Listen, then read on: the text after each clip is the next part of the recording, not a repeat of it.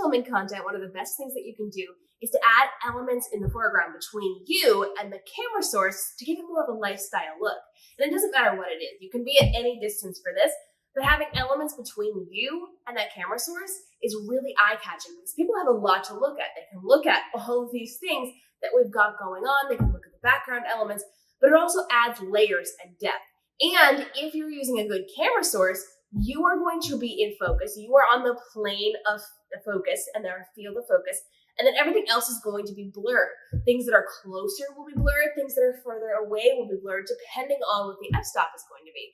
And so you have a lot of visual interest, which gets people's attention. Now, of course, you can find a blank wall. You can put that camera source real close to you. You don't have to have things in the foreground, but by doing so, you kind of level up your content a little. Now, of course, it doesn't have to be quite like this through the kitchen cutout. You can do a lot of different things with this. This can be just setting your camera source up and putting like a little plant leaf kind of sticking in front of you.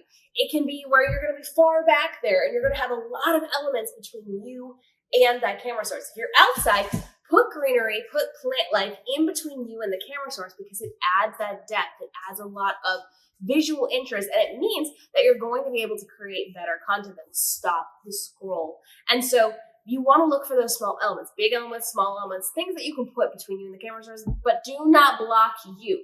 If you're putting some kind of like plant in between you and the camera, do not allow it to block your face, but have it so that maybe it's kind of blocking part of your shoulder, depending on where you're standing or how you're going to be doing this.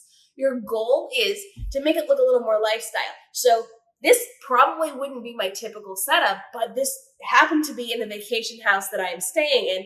And I thought, great, we can talk about foreground elements. But when I had originally planned to do this video, I was going to put plant life in between it. I was going to be closer to the camera source. So you can do a lot of different things with this, just setting it up on a tripod and letting yourself film as you are creating your content. So look for small things. Try non-reflective things, non-glass things, because that will pick up some of the other stuff in the room.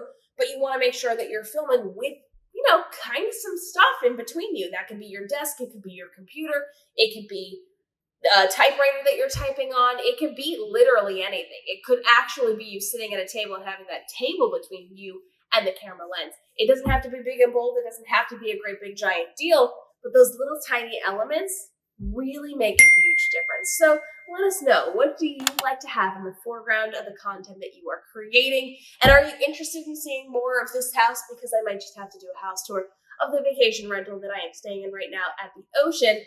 And we can talk more about foreground elements and how you can level up the content you are creating. Drop your questions down below. We'll see you in the upcoming daily episodes.